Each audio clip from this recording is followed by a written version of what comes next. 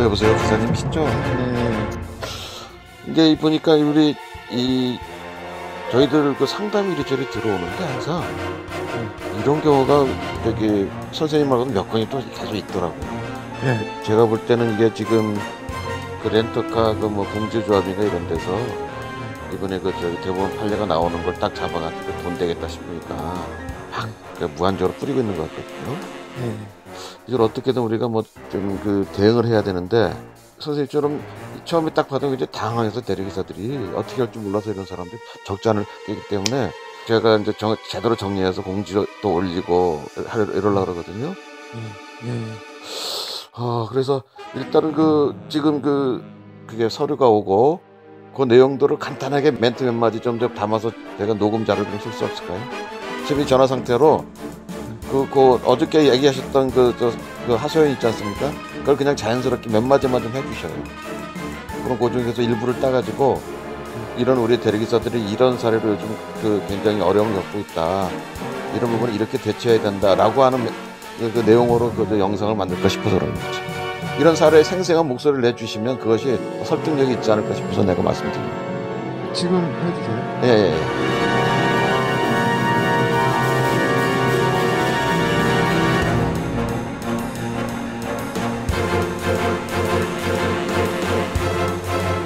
제가 며칠 전에 이렇게 집에 그 우편물이 왔는데 그 서울 동부지법에서 왔더라고요. 근데 그걸 열어봐서 몇 번이고 다시 읽어봤는데 너무 어이없고 억울해서 이런 경우가 살면서 처음이라서 좀 이게 좀 뭐라고 해야지 널리 알려졌으면 하고 지금 그러니까 이게 뭐냐면 제가 2017년 5월경에 그 사고가 났었어요. 졸음운전으로.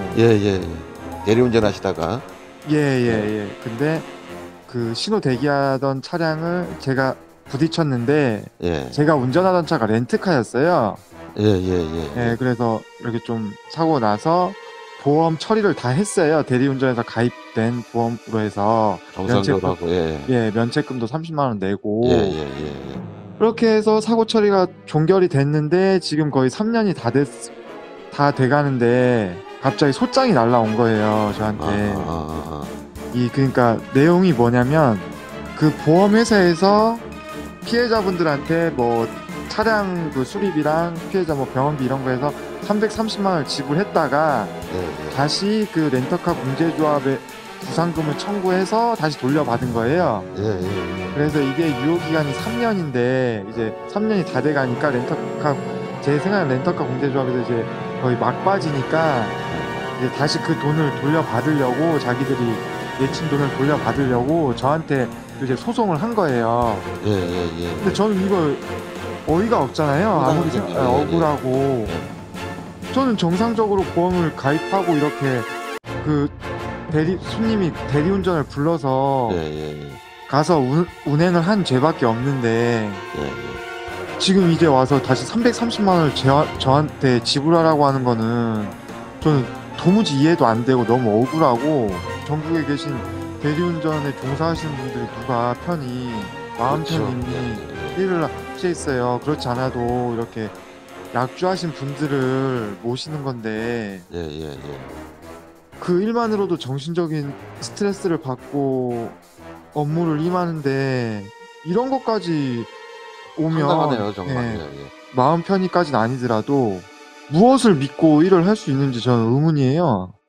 그러니까 이게 대리기사는 정상적으로 운행을 하다가 사고를 내서 보험 처리까지 하고 자기 부담금까지 부담하고 끝냈는데 나중에 렌트카 공제조합이라는 데서 자기들이 그 보험료를 지불했기 때문에 그리고 렌트카 차량은 대리보험이 적용이 안 되는 상황이기 때문에 그 대리기사가 그 비용을 300 몇십만 원을 부담해라 이런 날벼락 같은 그 주장을 하고 있는 거잖아요.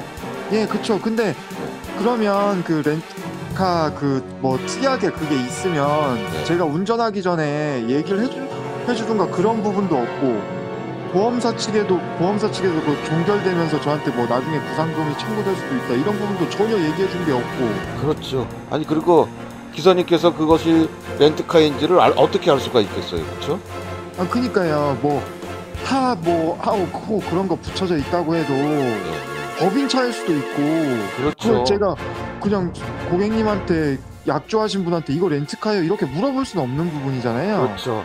기분이 언짢을 수도 있고. 예.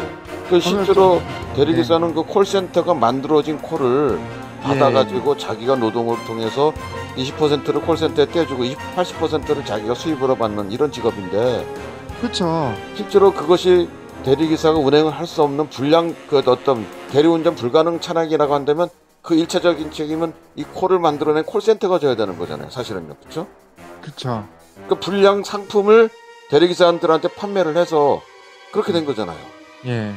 그리고 그 콜센터가 이게 그 대리운전이 불가능한 렌터카인지 아닌지 여부를 먼저 확인을 해서 기사들한테 줘야 되는 것인데, 예, 그 말도 맞고요. 그걸 터무니없이 기사가 그 책임을 지라고 하면 운행을 하는 대리기사, 그것도 그냥 경쟁적으로 우선 이런 콜도 없는 상황에서 억지로 콜을 잡아가지고 간신히 일을 하고 있는 사람인데, 렌터카인지 아닌지를 손님한테 어떻게 물어볼 것이고, 물어보면 또 그 불편한 그 상황을 어떻게 감당하고. 그렇죠. 그 그래서 컴플레인을 누가 네, 책임져요? 그렇죠. 뭐 콜센터에서 해결해 주는 것도 아니고 다 기사 한 분 한 분이 그냥 임기응변으로 대처를 네. 하는 부분이고. 또 설령 그걸 물어봐가지고 그 렌터카에서 취소를 한다 그러면 그 시간과 노동을 들여서 달려가서 손님을 만난 대리기사는 그 피해를 어떻게 감당하겠어요?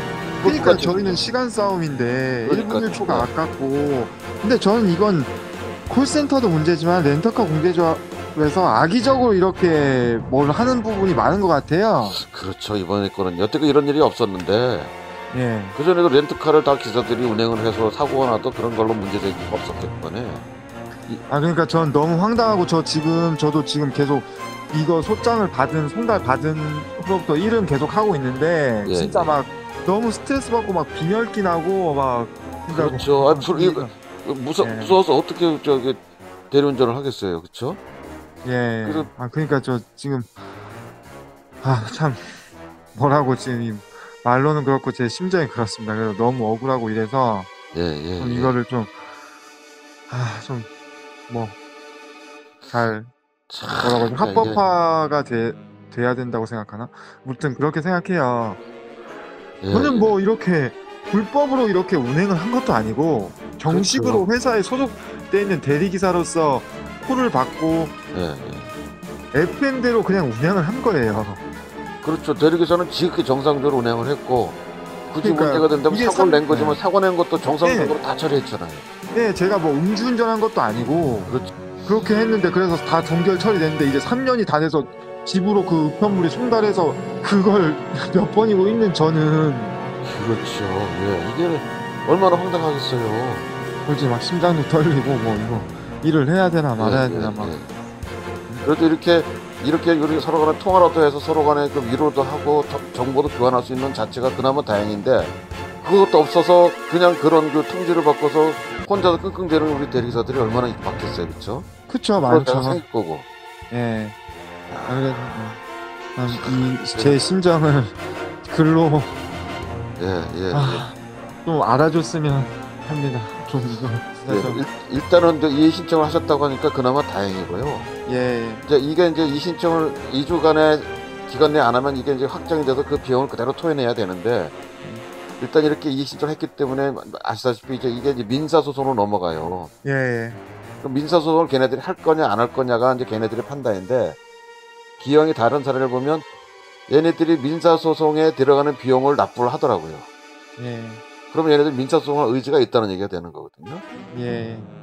그래서 이 부분을 일단은 법리적으로 우리가 법적 대응을 해야 되고, 또한 이런 부분들의 대리기사 당은 억울함과 불합리함을 사회적으로 호소하고 언론이라든가 매스컴에 호소를 해서 이 부분이 부당한 것들을 우리 세상에 알려나가는 이런 일을 하지 않으면 우리가 또 당할 수 있단 말이에요. 예, 그쵸. 콜센터한테 당해, 손님의 갑질에 당해, 이제는 이런 말도 안 되는 이상한 또 피해까지 당하는 삼중 사중의 고통을 우리 대리기사들이 맨날 겪고 살 수는 없잖아요. 맞죠. 나도 얘기하다 보면 나도 열받네. 걔네들이 지금 그냥 이게 우리 사회 가장 그 약자라고 하는 대리기사들이 약점을 악용해가지고 돈벌이 된다 싶으니까 막 지금 밑자의 본전에다가 끌어대고 있는 거예요. 맞아요. 어쨌든 애쓰셨고요.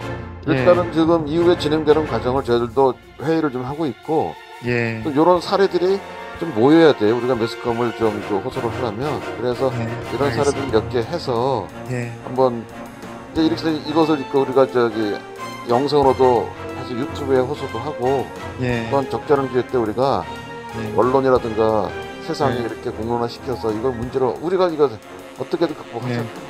예, 알겠습니다. 감사합니다.